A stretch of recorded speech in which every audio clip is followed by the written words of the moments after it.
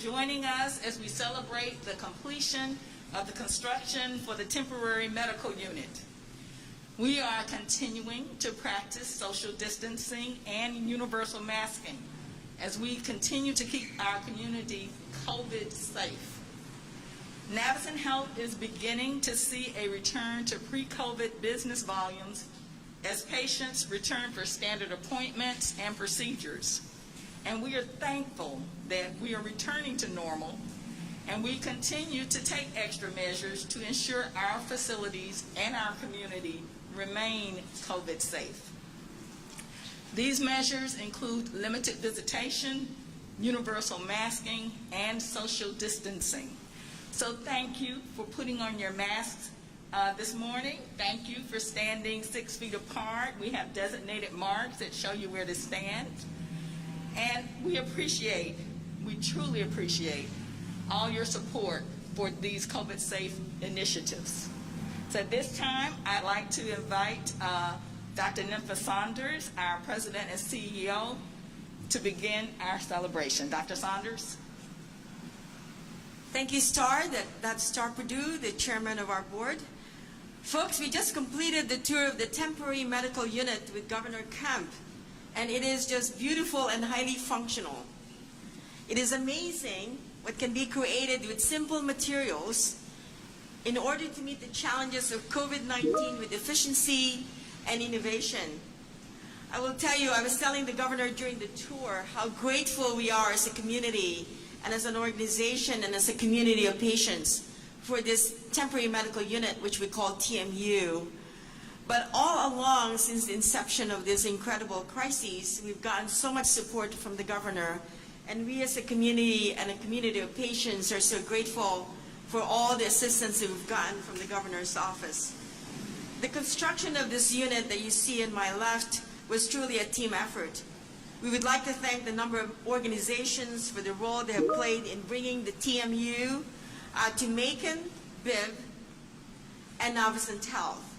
The B. Marcus Structures, the Salas O'Brien Engineers, Jackson Healthcare, who will be staffing that unit, DES Engineering, Choate Construction, Georgia Emergency Medical Management, an agency who selected Macon as a location, and for that we're grateful. Macon-Bibb County Emergency Management Agency, and many partners that I may have not mentioned who made sure that that is possible. That was up and running and ready to go in a couple of weeks. Just over a month ago, Georgia Emergency Management Agency requested that this unit be placed in Macon-Bibb County, and of course Navicent answered the call and said absolutely yes. As a regional tertiary teaching hospital, the Medical Center Navicent Health must stand ready to take all patients regardless of their ability to pay from over 55 counties in Central and South Georgia. To place this unit in Macon-Bibb County was a strategic move by the state and appointed by the governor to centrally locate additional resources. As you know, COVID-19 has presented us with a lot of unknowns. In April, when the decision was made to place this unit here, we anticipated a peak in the number of COVID-19 patients who would require care. Although this TMU was not necessary for patient care at that time, this precautionary measure was taken in the event that extra capacity was needed. Thankfully, we have not needed the TMU to date and have had ample capacity to care for patients within our hospital. But we're so glad and so grateful that we have the state's full support, particularly Governor Kemp, as we seek to provide high-quality care for all Georgians through this pandemic. Currently, we are seeing fewer and fewer patients test positive for COVID-19 or patients who require care in our hospitals. We are beginning to return to normal business, the pre-COVID times, but we are also taking precautions to keep our facilities and our community COVID safe. We want the community out there to know, do not delay your care, come for help. We are here and ready to take care of you. We remain vigilant and will continue to be. and always be mindful of what may happen and prepare to respond as needed. And we celebrate the completion of this unit as we stand ready to respond to whatever our state may need. We thank both our state, particularly our governor, and our local governments for their support. We have our representatives and senators here today, and I particularly want to thank Macon Bib Mayor Robert Rickard, who has stand by us side by side during this time of readiness from the time that we had our first diagnoses. With that, I'd like to ask Mayor Rickard to please join me and share a few words and introduce our governor.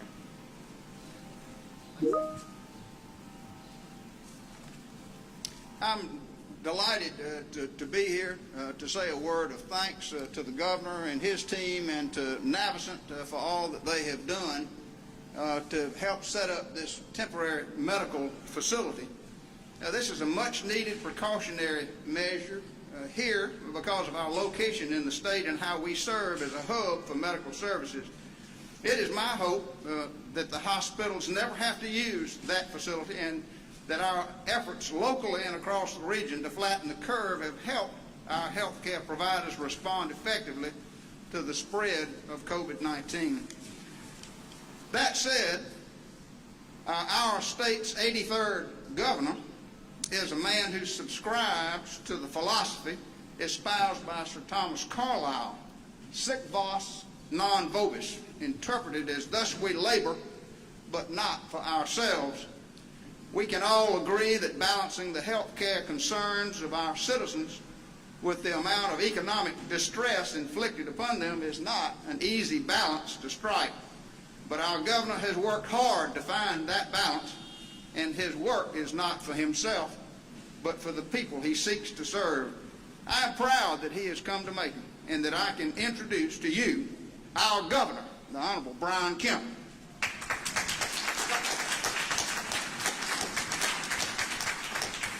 Well, thank you very much, Mayor, for that. I appreciate the opportunity to be here. I first of all want to thank the local government for their support, and we've had a great working relationship over the years, and Dr. Saunders and your team here at Navicent.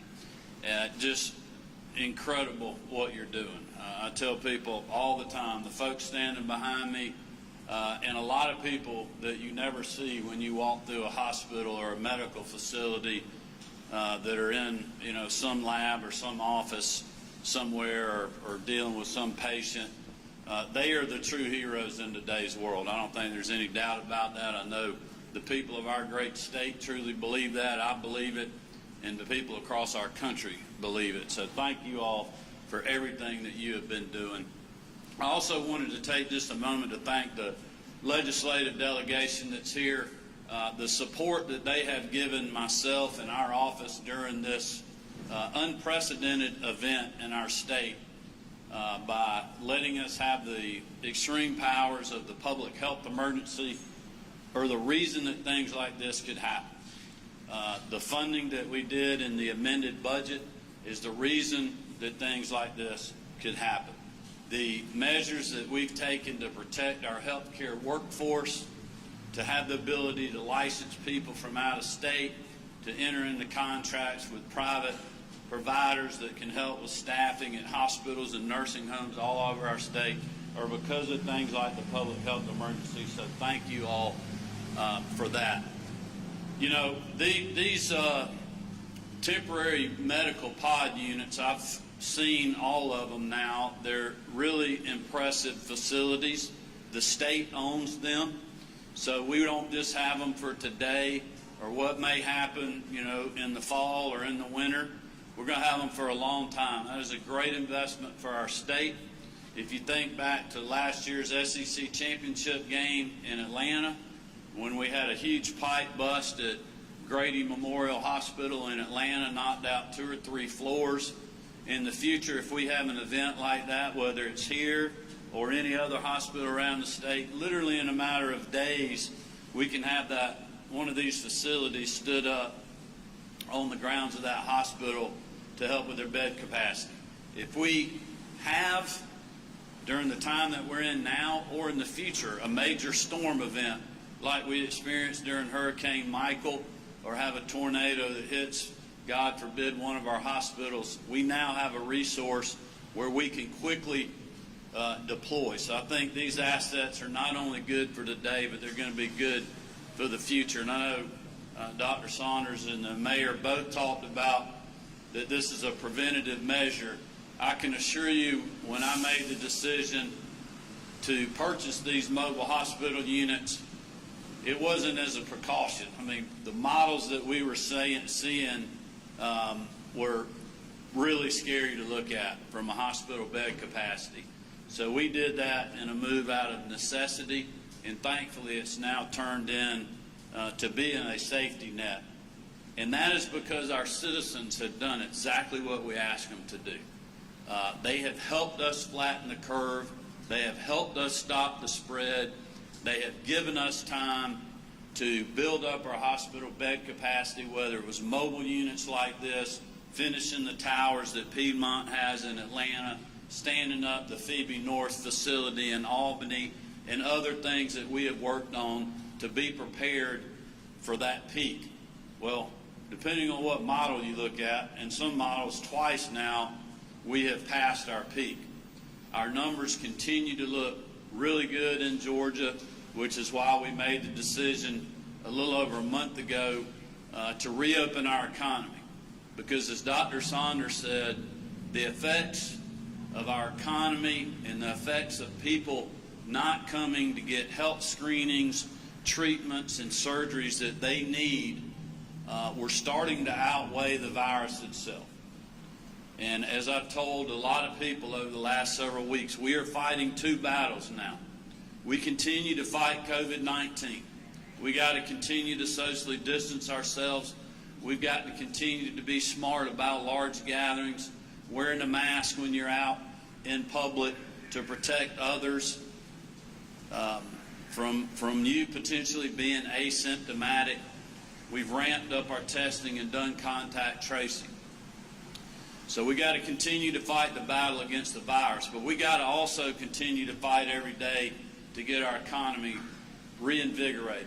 And that is happening as we speak. And I'm very thankful to all the businesses that have adhered to the guidance that we've put out. And if you would take time to read that, it's lengthy, it's cumbersome, and we know that, but it's necessary right now. If we can continue to drive the numbers down and continue to get further past our peak and take care of that vulnerable population that's out there, we can continue to lift restrictions. But we're going to do that just like we moved in to the shelter in place. And that is in a methodical way, following the advice of public health officials and working with great folks that are right here on this campus, measuring our hospital bed capacity, looking at the number of COVID patients that they have. There's a lot of different data that we're following.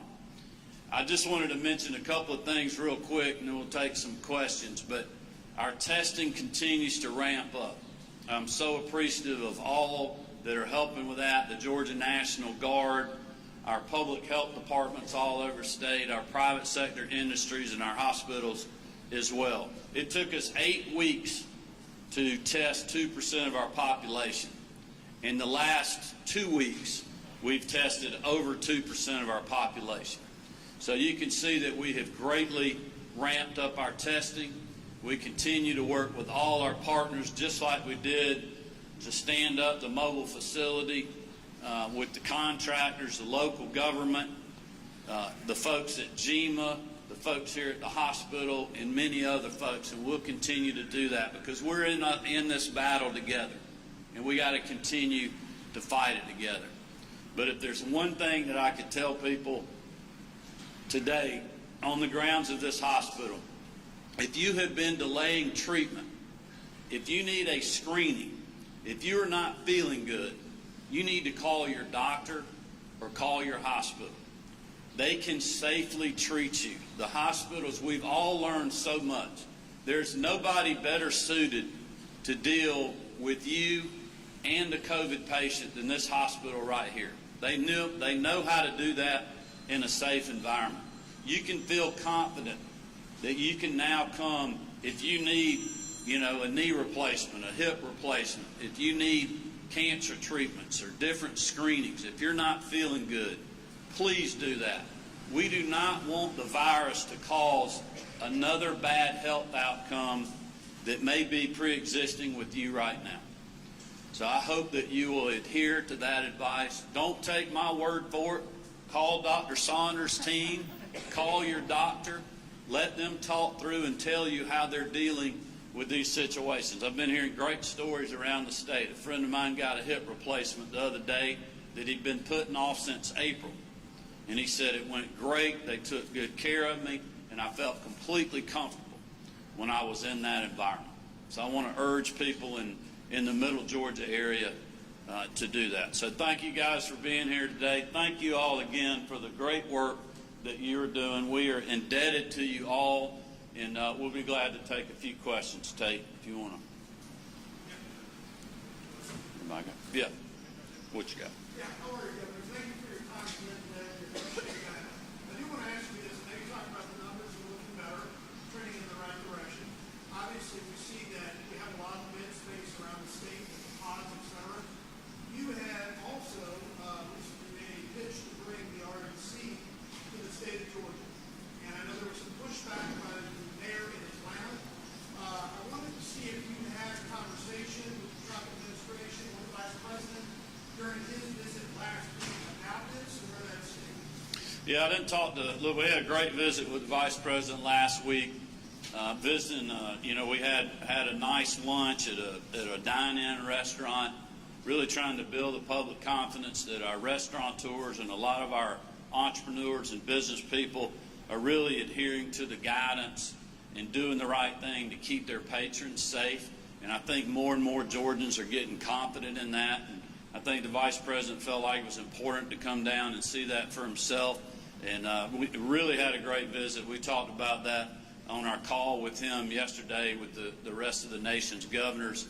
I did not talk to him about the RNC convention because I didn't realize there was an issue at the time. Obviously, I tweeted about that yesterday. I'll kind of let that tweet speak for itself.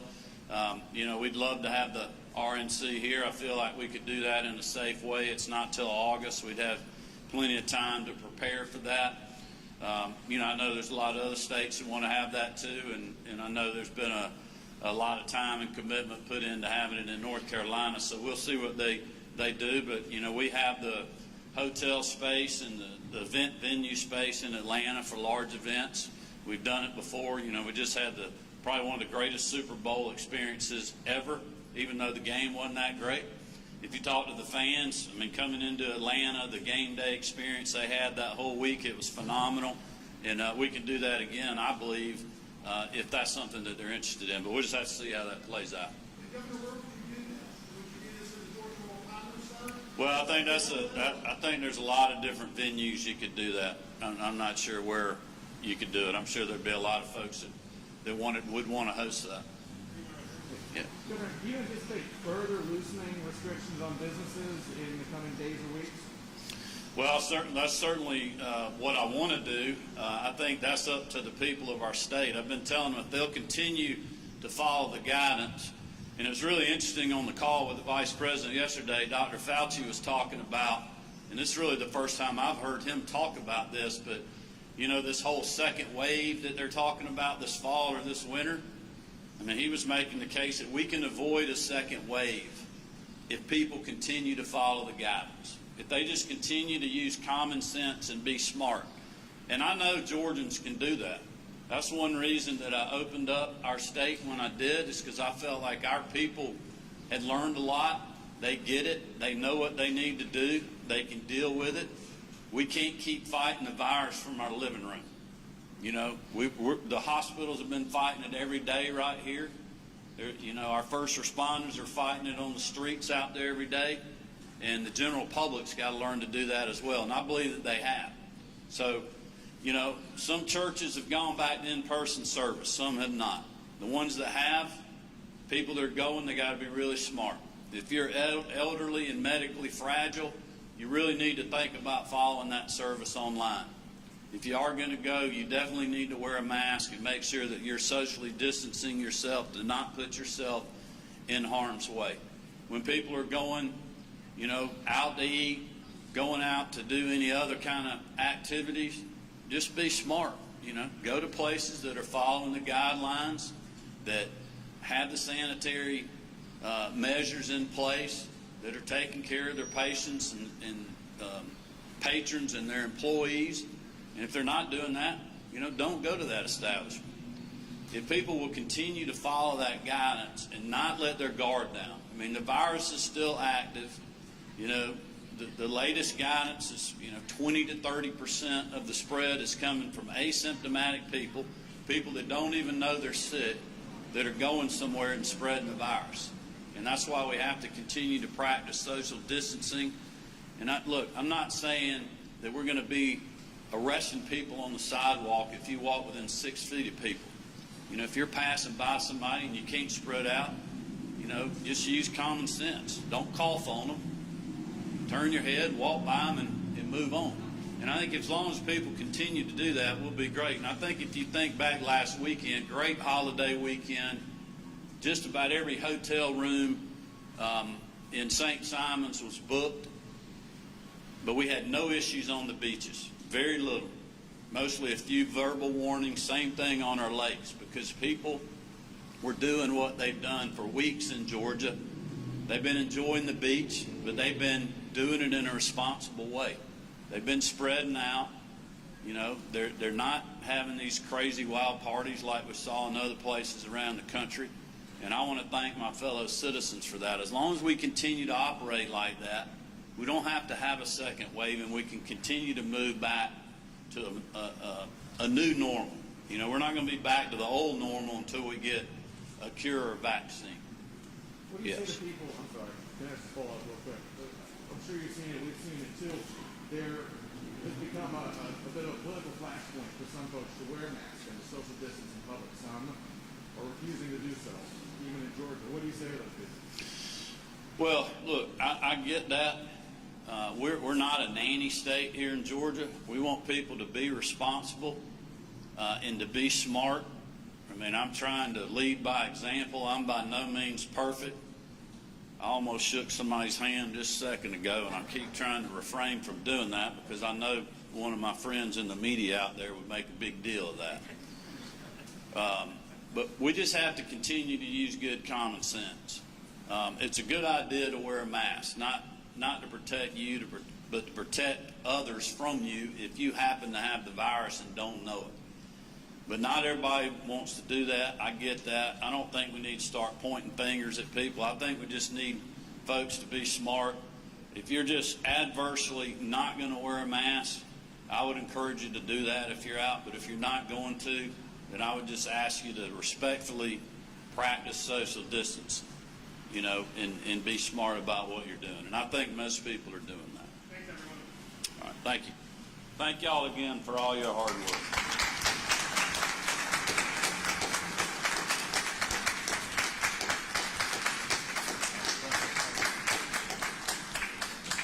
I want to thank the governor again for taking the time in his busy schedule to join us.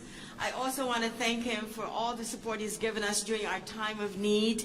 Every time we called his office because we need this supply or this, they always stepped up. I want to thank the local legislators who are here, our legislative body, Mayor Rickert, and most importantly, I wanted to thank our healthcare workers. Some of them are here, some of them are inside.